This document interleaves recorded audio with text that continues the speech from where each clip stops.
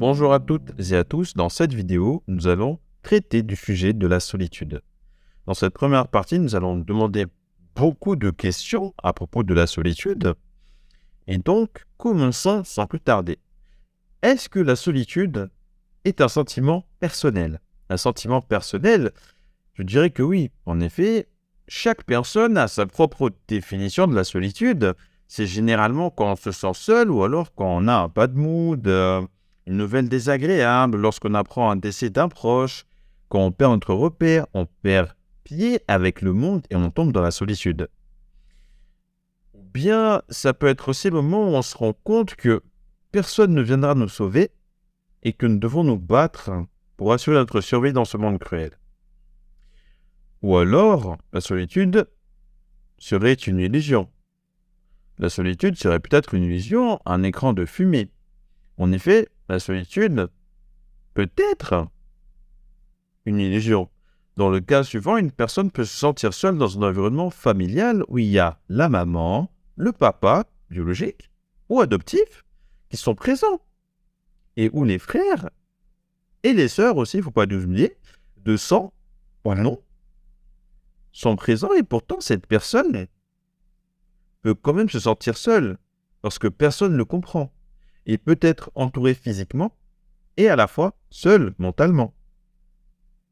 Dans le cas contraire, une personne peut être aussi seule, ne pas avoir d'entourage, et pourtant il ne se sent pas seul.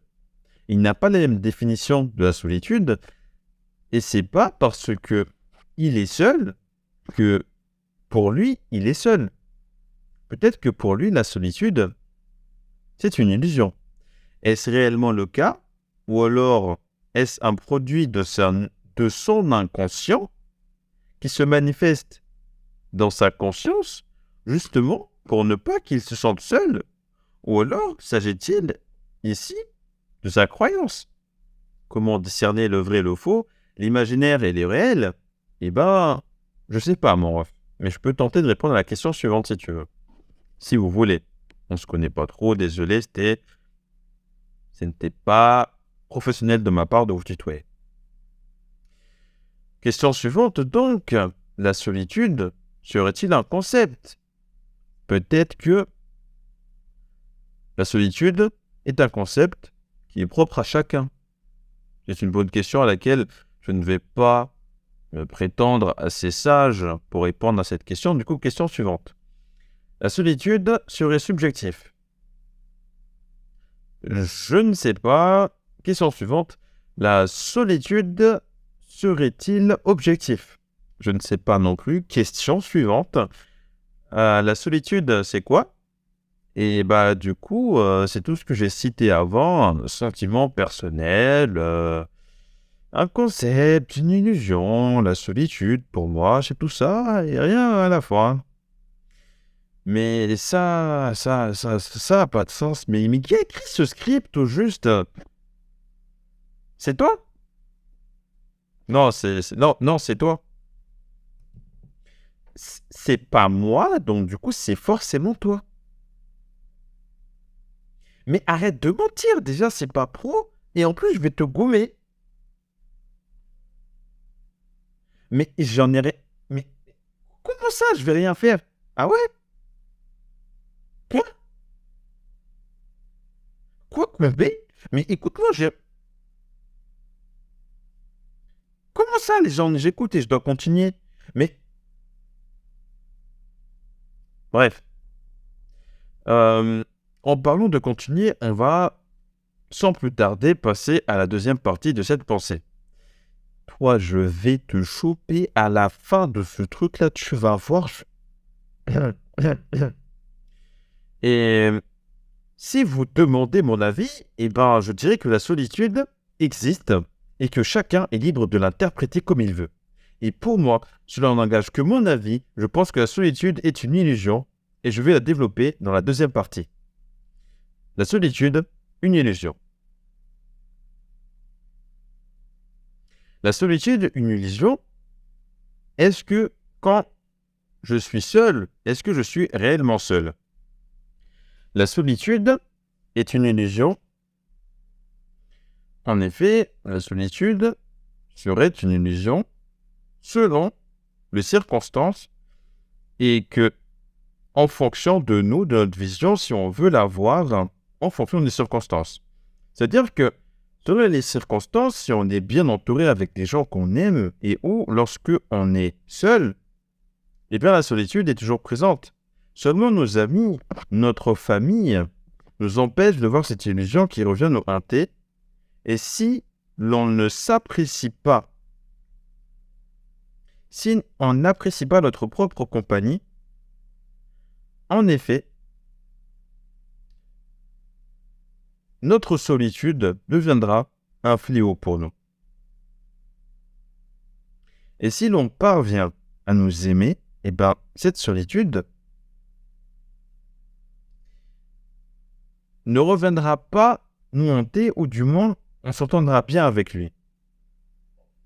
En effet, si vous aimez ce monstre de solitude, lorsqu'il revient vous hanter, eh bien, il ne fait plus rien, parce que vous l'avez apprivoisé, et c'est en apprenant à vous aimer que vous apprivoisez la solitude et que vous acceptez votre solitude en vous acceptant vous-même. Alors que devient la solitude lorsqu'elle est apprivoisée? On va développer cette idée dans la partie suivante, et pour cela, je vais me baser sur mon expérience personnelle. Lorsqu'on est seul avec la solitude, sommes-nous réellement seuls? Lorsque nous l'avons apprivoisée en nous aimant nous-mêmes, eh bien, suis-je réellement seul lorsque je suis en compagnie de la solitude? Je dirais que non. Certains diront que je suis fou de dire que je ne suis pas seul quand je suis seul, parce que l'homme est un animal sociable et que nous avons besoin de l'autre pour continuer à vivre, pour nous développer, pour échanger. Mais ma pensée est que quand je suis seul, je ne suis pas réellement seul. Et je maintiens ma déclaration parce que, entre guillemets, je considère que je ne suis pas seul. Et je ne parlerai pas et n'évoquerai pas de la présence de Dieu. Rassurez-vous, je ne choisis pas la voie de la facilité, mais je vais développer ma pensée en essayant de vous convaincre que le fait d'être seul, on n'est jamais réellement seul. Simplement, j'ai remarqué que je n'ai jamais réellement été seul parce que, selon moi, le moi existe sous plusieurs versants. En effet, il y a le moi de la temporalité, c'est-à-dire le moi présent qui fait cet audio, avec l'autre là qui a mal écrit le script, et le moi passé. Le moi passé qui était là, il y a de cela 8 minutes. Il y a le moi réel, le moi physique qui interagit avec la matière, et il y a la représentation du moi et l'interprétation du moi par moi et également par les autres. Et surtout, il y a ma conscience et mon inconscience. La gymnastique n'est pas évidente. J'espère que vous m'avez compris parce que je ne me répéterai pas. Il y a donc beaucoup de versants de moi. Et donc, pour ne pas que la vidéo dure trop longtemps, il faut choisir un seul versant et traiter celui-ci. Et donc, je choisis de continuer à traiter de quel versant selon vous? Eh bien, je choisis de continuer avec le versant de la conscience. Ah là là, cette belle conscience. C'est principalement à cause de lui que je dis que je ne suis pas seul. Parce que, il ne me laisse jamais seul. Il ne fait que venir me tourmenter avec plein d'inquiétudes. Je ne suis pas assez beau, je ne suis pas assez intelligent, je ne suis peut-être pas fait pour faire des vidéos sur YouTube à propos de mes pensées. Plein de fois, il me rappelle également sur mes obligations. Je dois cuisiner, je dois faire à manger, je dois préserver mon couple on envoie des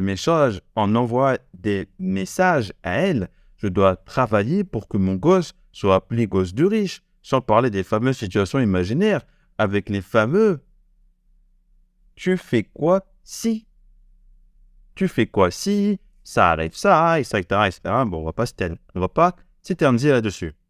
Et donc, ma conscience me hante constamment. Je me sens parfois oppressé par elle. Et c'est pour ça que j'essaie de fuir ma conscience en me distrayant avec des bons épisodes de One Piece, de Blue Lock, ou alors regarder du foot. Et je vais citer un grand homme qui a dit un jour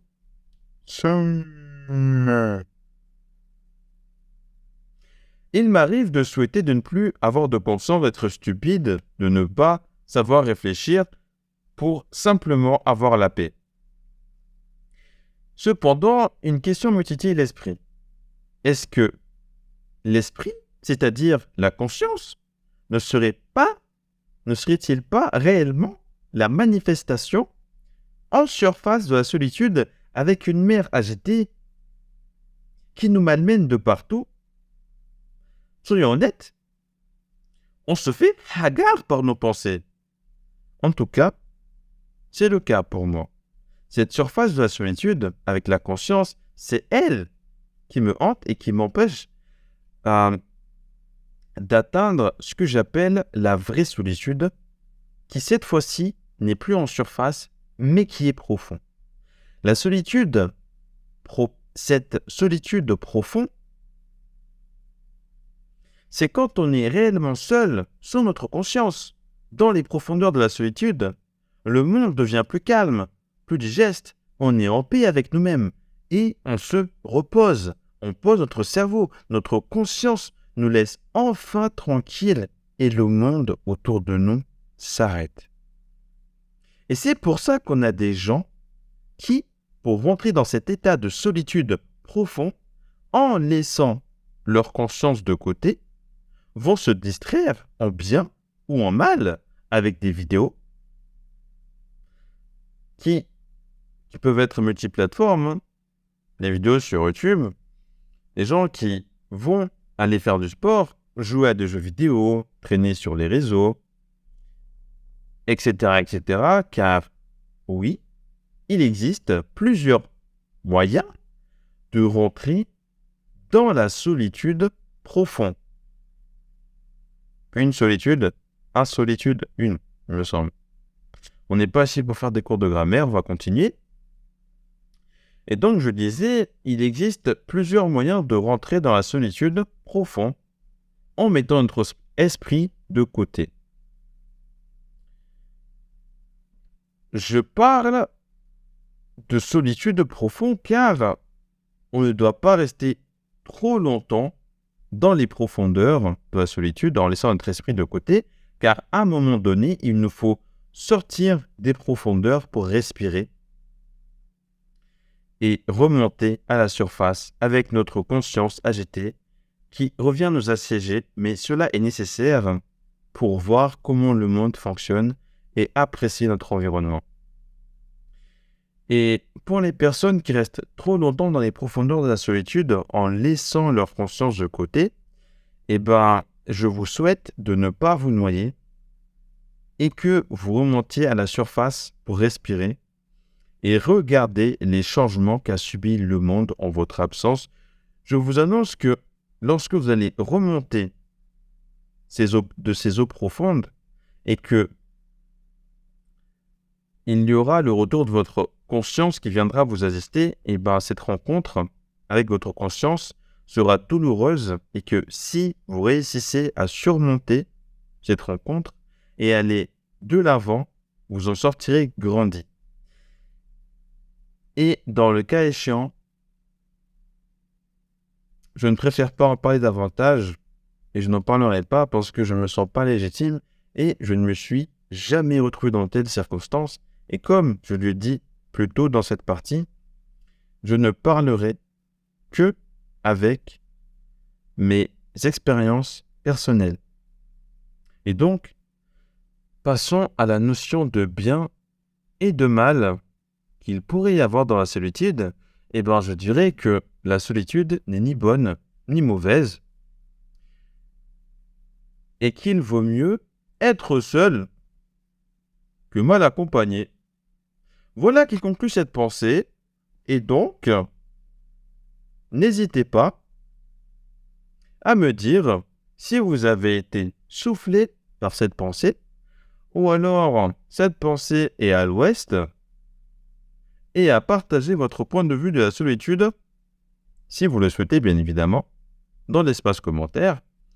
Et sur ce, à la prochaine, mesdames et messieurs, et bonne soirée. Maintenant que je finis, je vais te choper par le callback, espèce...